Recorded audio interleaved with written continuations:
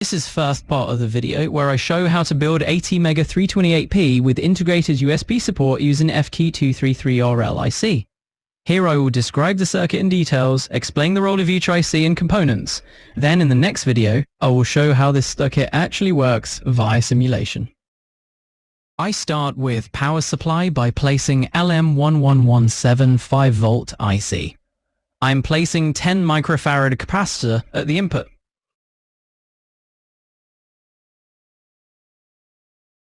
Now I will place the 12 to 9 volt power supply and connect to the input of the LM1117. At the output, I am placing a 22 microfarad tantalum capacitor.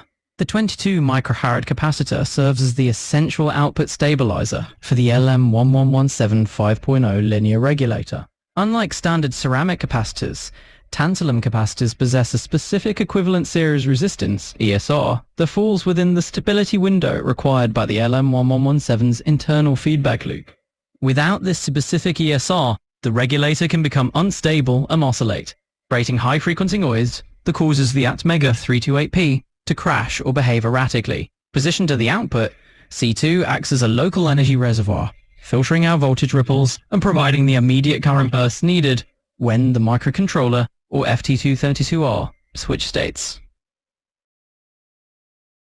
Connect the other side of the capacitors to ground.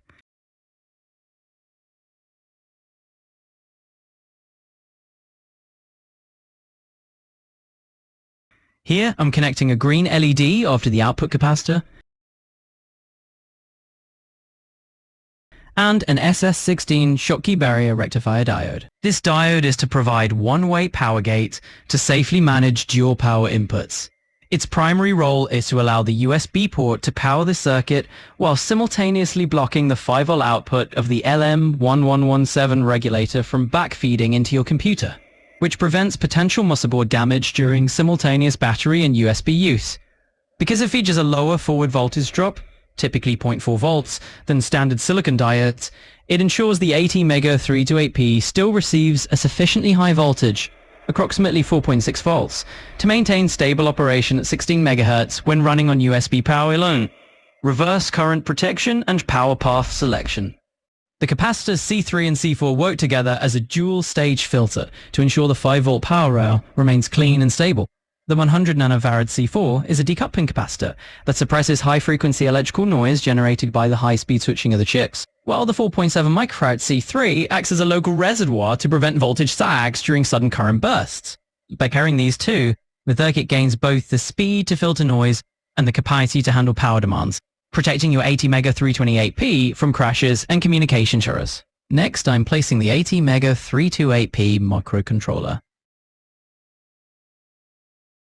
This is the 10k ohm pull-up resistor. We have to connect this to the plus 5V and to the PC5 or pin 1 of the ATmega328P IC. The 10k resistor, R1, acts as a pull-up, holding the microcontroller's reset pin at a steady 5 volts to keep the chip running during normal operation. Let me rearrange a component and IC on the schematic. Now I will connect the reset push button.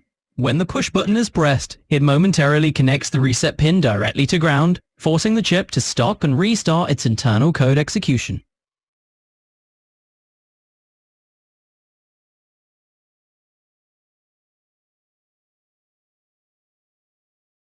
Then, I'm connecting the 60 MHz crystal oscillator.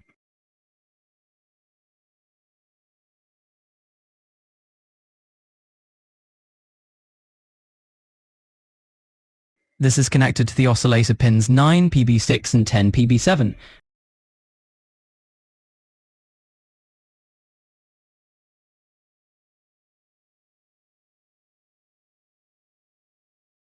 The other side is connected to two 22 picofarad capacitors.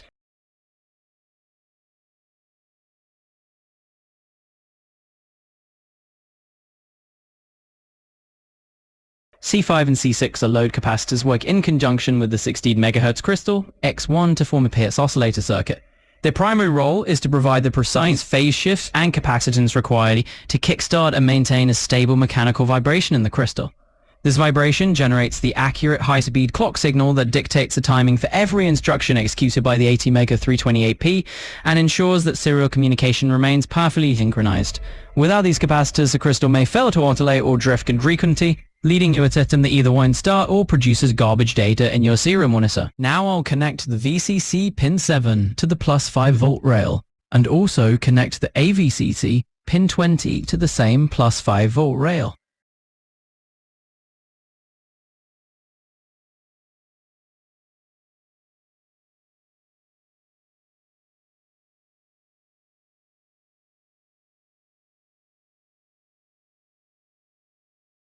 C7 is the analog reference decoupling capacitor.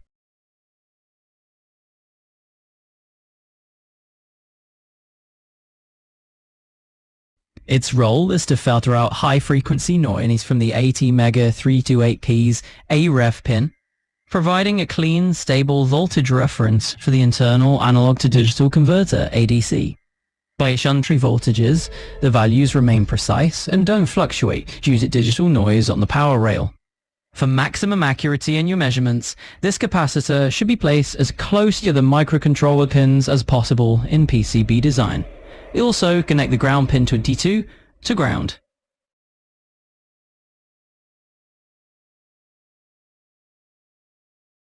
Likewise, connect the GND pin 8 to ground. Let's now connect decoupling capacitors to VCC pin of ATmega328IC. These decoupling capacitors specifically dedicated to filtering the power supply for the FT232R USB to serial chip.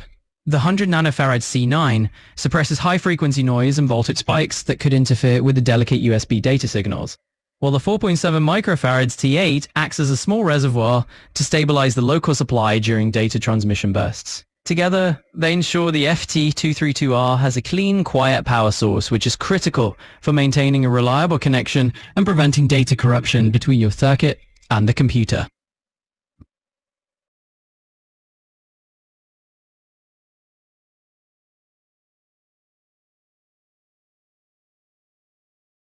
Oh, I just realized I had reversed the input and output pins on the LM1117 regulator.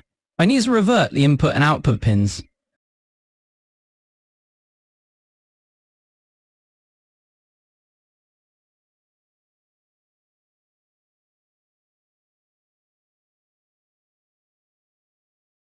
Okay, let's move on to the USB part. This is the USB port. Now let's place the FT232RL. The FT232RL is a specialized USB to serial UART interface chip developed by FTDI. Its primary role is to bridge the communication gap between a computer's USB port and a microcontroller's TTL serial pins, Rx Tx. It handles the complex USB protocol internally, allowing your ATmega328P to send and receive data as a simple COM port. Additionally, it provides essential signals like DTR for automatic circuit resetting during code uploads and typically includes an onboard 3.3 volt regulator to power small external components. Connect the VCC pin of FT232RL to plus 5 volt rail.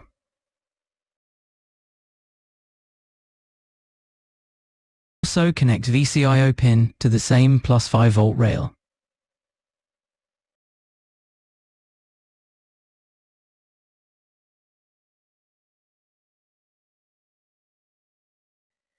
These two 1K ohm resistors are used to connect Rx and Tx pins of ATmega328P to Tx and Rx pins of FT232RL.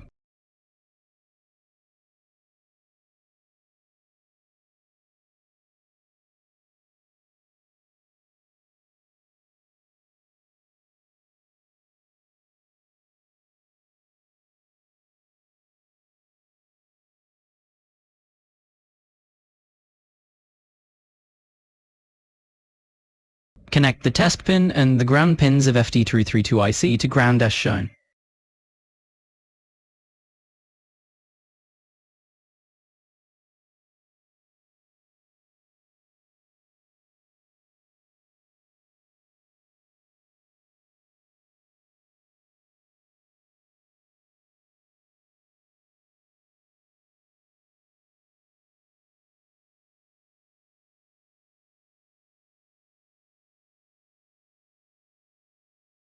Now connect a 100 nanofarad capacitor between DTR pin of FT232RL IC and the reset pin of ATmega328.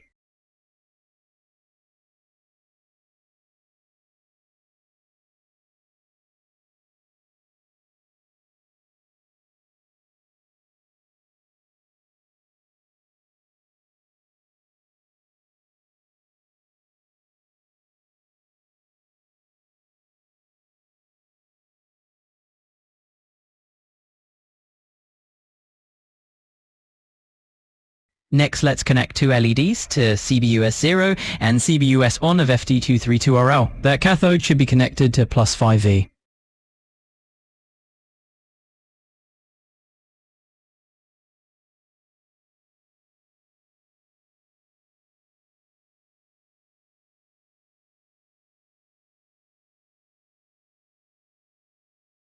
Connect reset pin to ground via 100 nanofarad capacitor.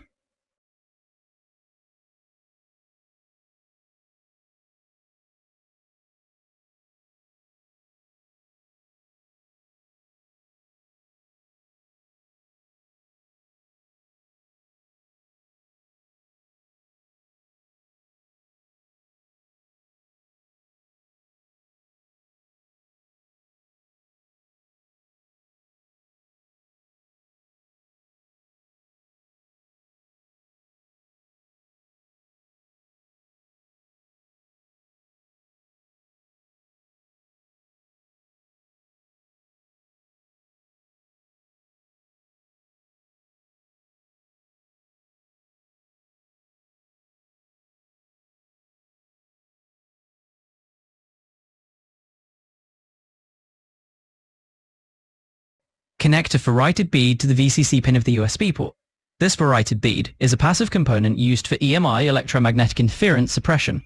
Its role is to act as a high-frequency filter that chokes out electrical noise coming from the USB cable or the twitching of the digital bits, preventing that noise from entering your sensitive 5-volt power rail. To commonly ferrite bead a Murata's Blum 21PG221SM1D and Laird's HZ0805E601R10. Let me rearrange the components to create space for L1Y connection.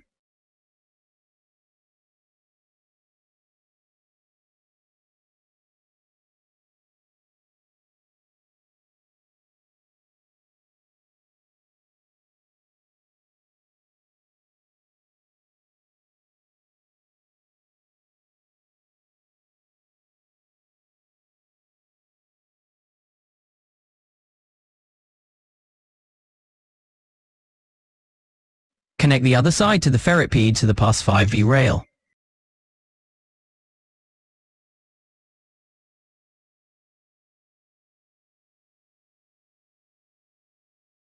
Connect D plus pin of USB port to the USB GM pin of FT232RL.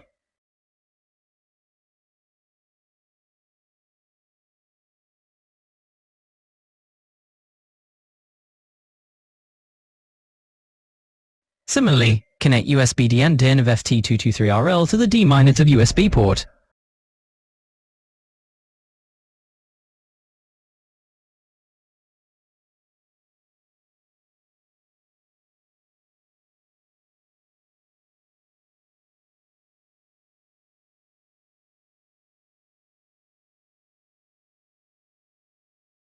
Then connect the ground pin of USB port to the ground and also connect the same pin to the plus 5V rail.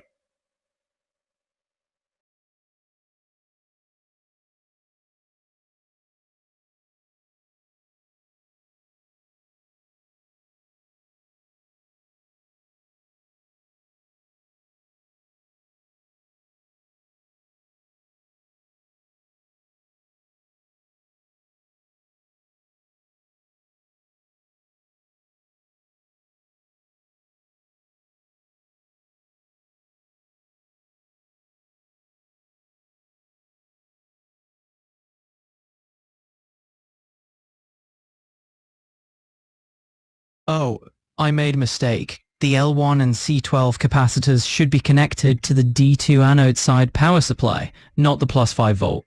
The voltage on the D2 anode side is 4.7 volt, which is enough to power ATmega328P chip.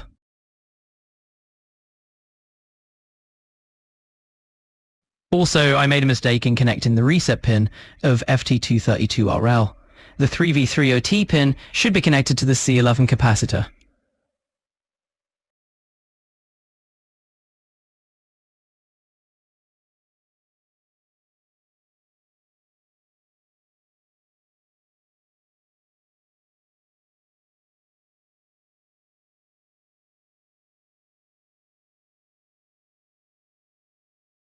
Next, I will connect an LED and resistor to PB5 pin of the ATmega328IC.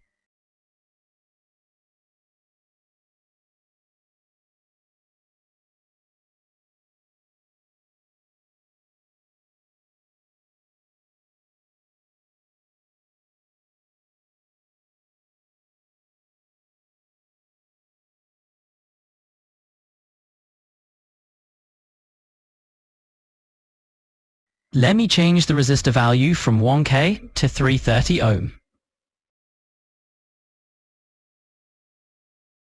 I forgot to connect the negative terminal of the battery power supply to the rest of the circuit ground.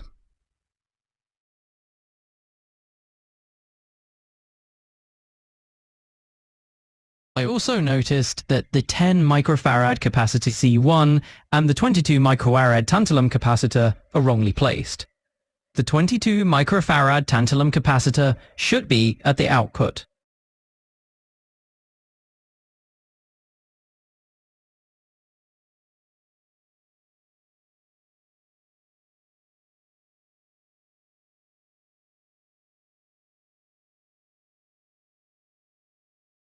That's it, the circuit is complete. In the next follow-up video, I will show through simulation and animation how this USB FT232RL WIT Arduino works. This allows one to test USB functionality before actually building the physical circuit. So don't forget to subscribe. Thank you for watching.